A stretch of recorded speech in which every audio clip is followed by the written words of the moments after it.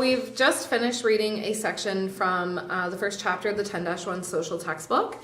And so what we're going to do now is I'll just ask you a couple questions about what you've just read. So just looking at the way that the page is set up and laid out, if you see any headings or subheadings, could you point those out for me, please? Is that one? Yeah. Yeah. Okay, good. And what about any, like, are there any charts or tables? At the bottom here, there's like circle graphs, kind of. Okay, perfect. Graph. Did you read the circle graph, or did you take a look at it? I looked at it. I didn't really read it. Okay, perfect. Any sidebars or side notes, or like text boxes? Yeah, there's one up here. Okay. Did you read those ones? Not really. No? Okay. Perfect. How do you think that the headings or the charts or the sidebars might be helpful to you when you're reading this piece? Because this one talks about like children and like when they're like born and if they're like born deaf or whatever. Mm-hmm.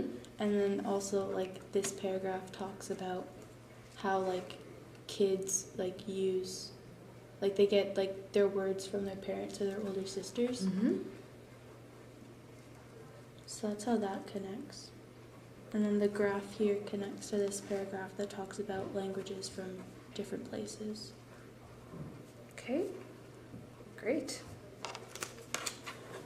All right, so just a couple more questions for you for this section.